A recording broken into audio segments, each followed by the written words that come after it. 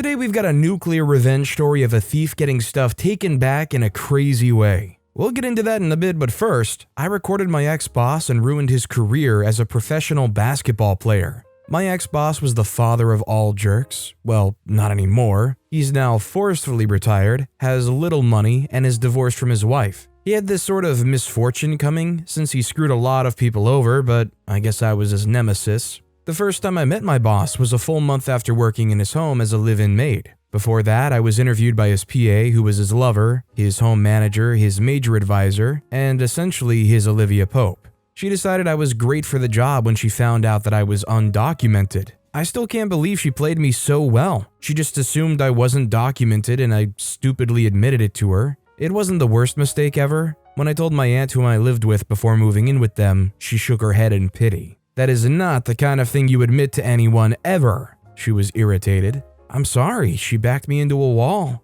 I didn't know how to respond to that. I guess I let my guard down because she's one of us. One of us, my aunt laughed, and her husband joined in, a dry, almost painful laughter. Sweetheart, that guarantees nothing. Let us hope that she has no plans to use that against you in the future. At first, it didn't seem like she wanted to use that against me, although the satisfied smile that danced on her lips after I admitted it to her was a bit unsettling. She's very pretty, my boss's wife said when his personal assistant showed me to her. Are you okay with her? The PA asked her. If you wanted my input, you would have invited me while conducting the interview, she replied, smiled weakly, and walked away. The PA then faced me and handed me a small piece of paper. These are duties expected of you in this house tomorrow. I'll have the lawyer stop by to drop by the official document for your employment. Thank you, ma'am. I was assigned to one of the rooms downstairs. It was large, very comfortable, and beautiful. I had never slept in a place that luxurious.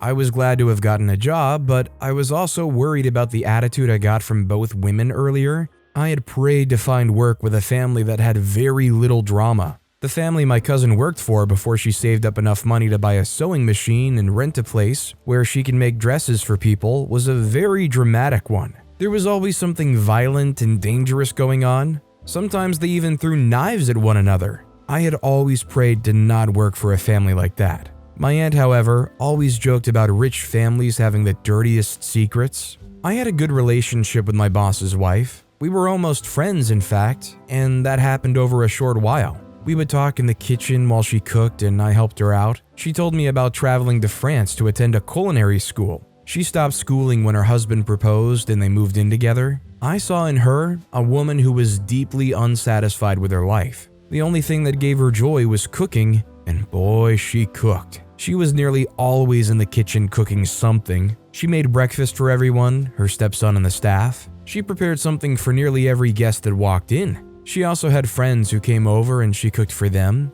She would tell me though that they were not her friends. They were just wives and long-term girlfriends of other basketball players. None of them really knew anything about one another, except that they all had husbands who were successful and they all planned parties in their homes to kill boredom. My boss's wife also wanted children, but her husband was barely ever around to make babies with her. If my aunt hadn't warned me to never befriend the woman of the house, I'd have been her friend and talked to her about stuff. I'd have even suggested that she return to France and go back to culinary school, but my aunt warned me and she did so sternly. They are not your friends, nor are they your family. Even if they tell you so themselves, my aunt would say. Nearly every week, the PA lady would come to the house, yell at the staff, and leave.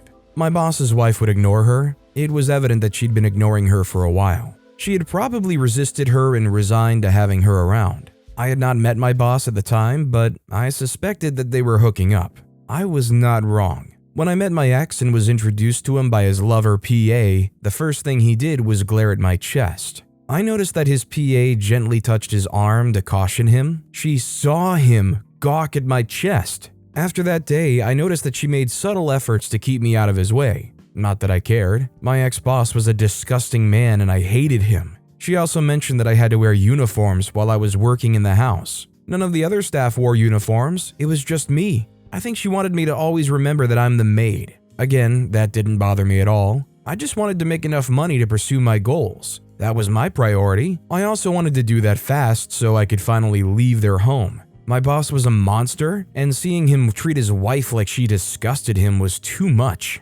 I watched him insult her many times, and he did this in front of the staff and his son. He would yell at her, tell her she was slow and that she was good for nothing. He called her an ordinary pretty face, but he also told her many times that she wasn't as beautiful as she thought she was. Interestingly, whenever he did that, she would smile and pretend like everything was fine. She never showed that she was hurt or affected by his comments. She'd probably gone numb to the comments since he made them very often. One day, one of her friends told her that she saw her husband with another woman. I had never seen her that upset. In fact, I had never seen her upset at all. My boss was in the backyard playing with his son. When he returned and her friend had left, she confronted him. She was screaming at the top of her voice, but he ignored her. I didn't understand why my boss's wife was so upset about finding out that her husband had been unfaithful. He was clearly having an affair with his PA and anyone could see it. It was why his PA had more authority in their home than she did, even as his wife. When she saw that he wasn't going to respond to her, she threatened to call his PA. I had assumed that he would laugh about it or just ignore her, but he suddenly looked afraid and started to beg her not to. It was funny seeing him that way, especially since he went about the house like he was some unquestionable deity. You can't do that. Well, that is exactly what I'm going to do. He then started to beg her. To this day, I don't understand why he was so terrified, especially since it wasn't that he respected his PA too. He treated his wife like trash, but he didn't reserve any special treatment for his PA too. He was nearly as mean to her as well. Soon enough, I started to hear kicks and screams from my bedroom. I refused to believe that my boss was hitting his wife. I would simply glue myself to the bed and pretend that something else was happening until I saw him hit her one day. He slapped her against the wall and hit her severely while I watched them in horror. Before that day, I had never seen a man hit his woman. I had read about it, I'd seen it in movies, but I didn't even think that it was really happening. Many times, gossip magazines and tabloids would report that my boss hits his wife, but his PA would come over and they would discuss how to clean up the mess that the news people, my boss called them that, were making. His PA would then have designers bring in nice dresses for my boss's wife. They would do her makeup, and she and her husband would take beautiful pictures of them smiling and holding hands. They would then send the pictures to magazines to correct the image that was being portrayed. My boss always treated me like I wasn't even there. He never even looked at me, that is, minus the time he gawked at my chest. One evening, after working very hard to help his wife prepare dinner for another couple they hosted, I had just finished cleaning the kitchen and was sitting down to rest when I felt a hand on my waist. I jumped up and saw my boss looking down at me lustfully. "Easy, girl." I said, "What are you doing?" "Listen, I can make you into more than you've ever imagined." I didn't understand him, so I looked on in confusion and shock. He reached out to touch my chest, and I slapped his hand away and slapped him. It was a reflex action, and as soon as I realized what I did, I ran to my room. He followed me closely and tried to open the door, but it was locked. He kept trying to open the door. At some point, he was slamming the door heavily. He probably thought he was strong enough to break the door down. The next day, I didn't leave my room. I was too scared to. I cried bitterly. He could only confidently do that because he knew I was young and vulnerable. That afternoon, I heard his PA walking around the house in her signature stiletto heels. "I'll handle it," I heard her say. I heard footsteps and then a knock on my door. "Girl, open up," she called out to me. I walked up to the door and opened it. She stepped into my room, and then, as though she decided that she couldn't stay in my room, she asked me to come out and follow her. I did as I was told, and she led me to the study where my boss was seated. As soon as he saw me, he stood and started to apologize. "I said I was going to handle it," she exclaimed, shutting him up. My boss sank back into his chair like some helpless little boy. "I don't know what you thought happened last night, honey, but nothing happened, okay?" I said nothing. "You'd like to stay in this country, wouldn't you?" "Nothing happened," I said quietly. My boss stood up and hissed. "Listen, I'm really sorry about what happened. I had thought that you had been coming on to me. I knew that wasn't true." My boss was trying to subtly blame me for his actions. "I noticed that she's been coming on to you," his PA agreed. "You can stay here and keep working. I promise. It'll never happen again." I forced a smile. "Thank you, sir. I apologize if I've miscommunicated. You may leave and return to your job," his PA interrupted me. As I walked away, I heard my boss say something in hushed tones. "Her? Oh, come on. Better someone who knows her place than a new maid who would mess things up." It was then I understood why she was glad when she learned that I wasn't documented. She wanted someone who would always shut up. One of the men that came around to fix the electrical stuff whenever there was an issue spoke my language and flirted with me whenever he was around. So I asked him if he could lend me a secret camera and teach me how to set it up. He obliged me and didn't even ask why I needed it. He probably knew and didn't care. Usually when my boss hits his wife, it happens on the staircase. So I set up the tiny cameras in places around there that were not too obvious. I just needed 2 different videos of him doing that to his wife. Magazines have speculated in the past that he hit his wife, but none of them had proof, so it hadn't affected his career in any way. I was going to provide the proof needed. The first time he hit his wife after I set up the camera, I wasn't even around. I had gone out to buy groceries, and as usual, I spent hours at the mall. When I checked the video footage that evening, I saw that he slapped her twice and even chased her up the stairs, but my cameras didn't cover those. I immediately edited the video and saved the parts I needed. Some days after, he hit her again. This time, he chased her down the stairs, slapped and kicked her. I saved those too. I had told myself that I just needed 2 videos, but I got greedy and decided to get more proof. I got the 3rd, but still wanted more. Meanwhile, I'd already reached out to someone who was a freelance photographer, and he already connected me to someone in a news outlet that I could sell my videos to. Unfortunately, the stupid PA noticed the cameras after I'd saved the 3rd. She had it removed and invited people to look for more hidden cameras. Luckily for me, I was careful enough to have hidden my laptop. She had people search everywhere and everyone, even my boss's wife. She was going about her investigation when I decided that my time in that family was up. I pretended to be going shopping for supplies the next day, but I left the card I was given in my bedroom, packed my stuff, and returned to my aunt's. I wanted the story to be out before they noticed I was gone. So I went to the news outlet with my laptop and the photographer. We negotiated payment, and I was rewarded handsomely. The next morning, the videos of my boss hitting his wife on 3 different occasions were all over TVs and the internet. Different brands and people started to dissociate from him publicly. His agency dropped him, and so did the basketball community. He lost all his friends and associates because people were terrified of being associated with him. That was how I got back at my boss for sexually harassing me and generally being a jerk.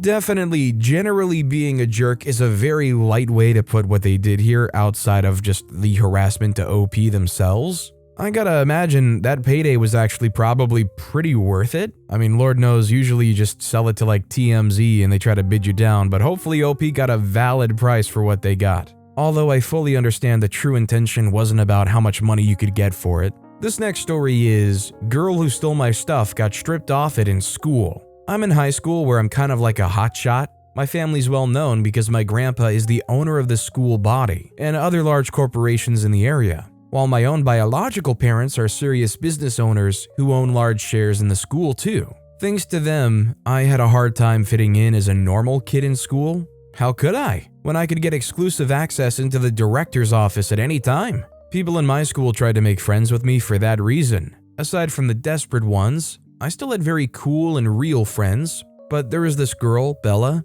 She just wanted to be like me. She did everything in this world to become just like me. And I mean everything, including stealing my clothes and other unfathomable things, like trying to become close with my boyfriend. He also complained about her trying to link with him in a romantic kind of way. And all that while, she acted like my friend. I kind of felt like a role model. To me, someone loving me enough to make me her mentor was a privilege. I sometimes got bad comments about Bella from others inside and outside my circle, but I just let them slide. I told them that it was okay for someone to admire you that much. Maybe she just had it hard trying to fit in and thought she needed to be someone else to be loved and accepted. I showed her that it was okay, but eventually it started looking like she was no longer admiring alone. She was downright competing with me, to the extent that she started stealing my things. One day when we found her out, it was very disgraceful for her, because everything of mine that she was wearing was taken from her.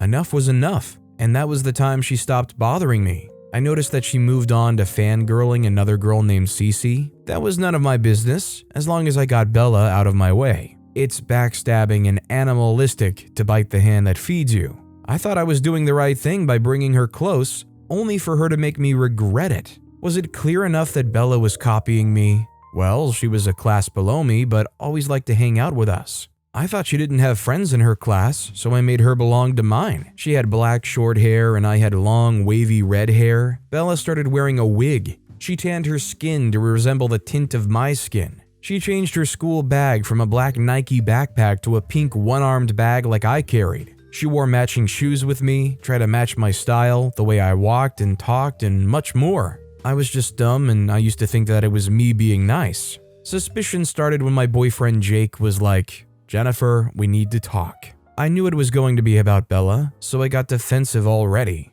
I was already having issues with some of my friends because they questioned my relationship with Bella. I was protective of the girl because to me, she was frail and fragile. And to me, I was her caregiver or guardian. It also helped that I was older than her. Jake discussed that Bella started acting off around him when I wasn't there. He narrated that once, when they were both in my house visiting, she asked him whether he thought she looked like me, firstly. He said not really, because he already knew who Bella was before she started playing all those stunts to resemble me. Then she asked him if he also thought that she was pretty. Jake is a gentleman. Of course, he said she looked attractive, but Bella must have thought of it in the wrong way. She then inched closer to him and asked him again that if he never met me but she was there, would he consider dating her? Now it was too far, and Jake tried to avoid the question. At least that's what he told me. I chose not to believe because Bella was too sweet and loyal to me to go behind my back to do that with my boyfriend.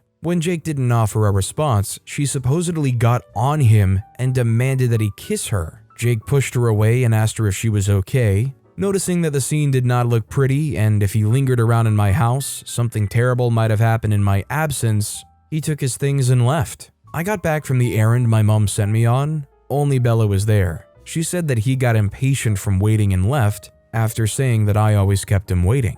I was angry that Jake couldn't just wait for me to get back from my quick errand. It was while I was with them that my mom called me to help her run a quick errand. He was there and he knew how urgent it was. I was pissed at him, but I just didn't stay quiet. I called. The first time he didn't pick up, but the second time he just hurriedly told me that he wasn't impatient. He was just tired and needed to go home. I ranted at him on the phone about all the times I'd made exceptions for him. Truth is, I really wanted him there because all of my friends were slowly turning against me because they didn't like Bella. I wanted him to stay there and fantasized he would love me and love Bella too. When he walked out, I understood that he was one of those people who did not see Bella like I saw her. Later, when we met again, he explained himself. Once he got to complaining about how blinded I was about Bella, I stopped him there. If there was anything else he had a problem with, I was ready to address it, but no. Not Bella. Everyone just had to understand that she was the little sister I never had. The only person who was absolutely teachable that called me smart.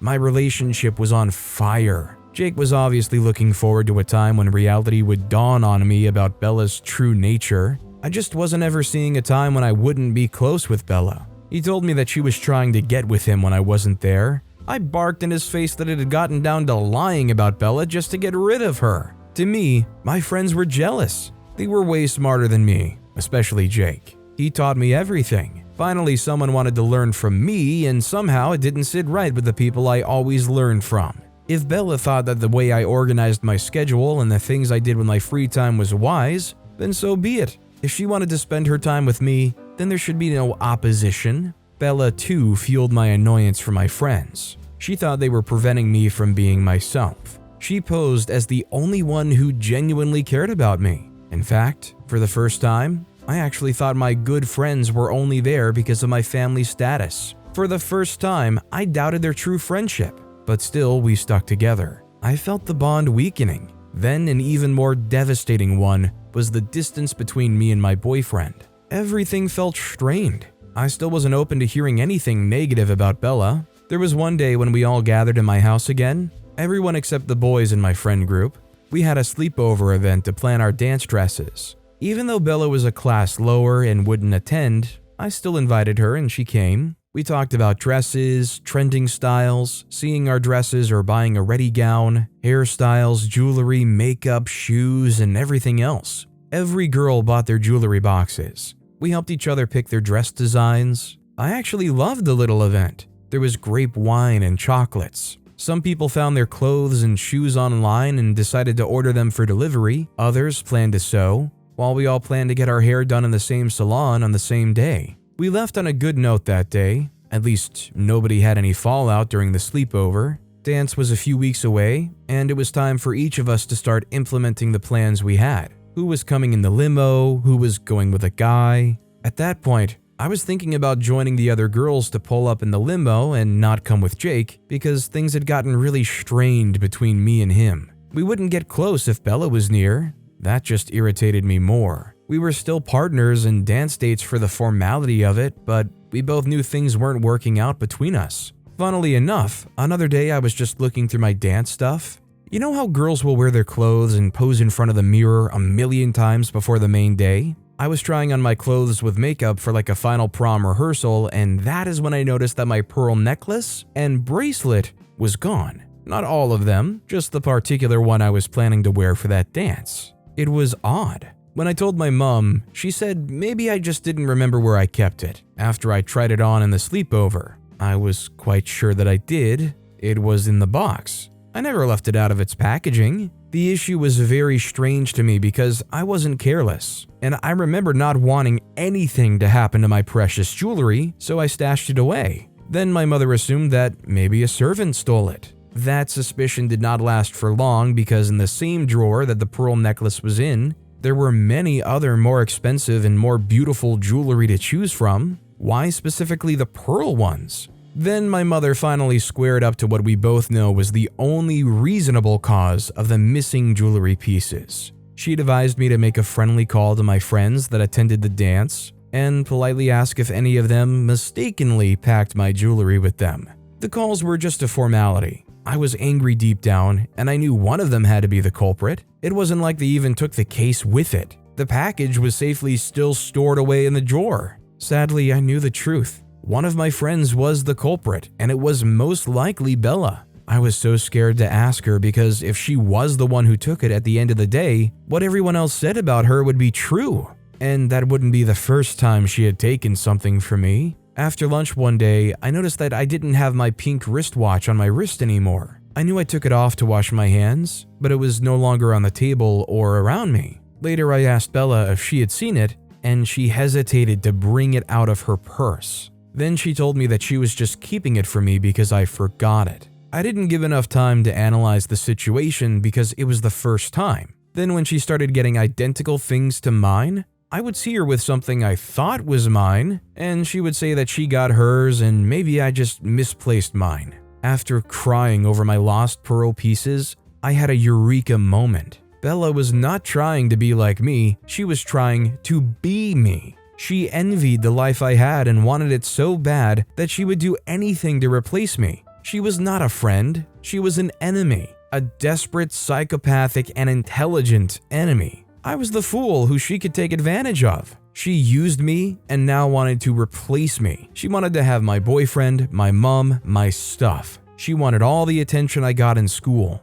She wanted to be popular. She wanted to be me, basically. Later, I learned that she was not really trying to copy me. She lacked a personality of her own that made her want to try to be like anyone else. After me, she went on to a girl called Cece. I'm sure she had tried that with everyone in her set, and that's why she hung out with her seniors or juniors. Anyway, I waited till dance to see what Bella would do. I wasn't surprised when the girl that told us she was not coming showed up dressed in the exact same way I was, with the same shoes and hairstyle, looking just like me, except that she was wearing my pearls. My girls and I already knew she was going to do that, so we got ready. The hall got dark, and the projector came on, showing pictures of Bella before she changed into me gradually, then pictures of my things, then pictures of Bella wearing them, and finally a picture of me wearing my pearl earring, necklace, and bracelet, and now the light shone on Bella because she was wearing them, and the school knew that I was looking for them because I posted it on my social media accounts. I just blocked Bella from seeing it. When I walked beside her, the crowd gasped because of how both of us were dressed completely the same. My friends stripped the jewelry off her, while the school staff marched her to the school locker that was thoroughly searched for anything that belonged to me. A lot was recovered that day, and Bella was humiliated from being a selfish and backstabbing little brat. After she left, I went back to my boyfriend with tears in my eyes. First, I apologized for not believing him and for letting Bella strain our relationship. I then apologized to my friends too for putting Bella above them and letting it get to my head that somebody wanted to be like me, and they all forgave me. It's definitely one thing when you think somebody wants to be like you or maybe looks up to you, but when they start slowly becoming you, you should have noticed that red flag a while ago. I'm just glad that OP's friends and boyfriend were able to look past the level of delusion that OP had here. But with that being said, that's all the time we have for today. Now, if you want to hear another crazy revenge story, check out that video on the left. Or if you missed my latest video, check out that video on the right. That said, I'll see you all next time with some more stories.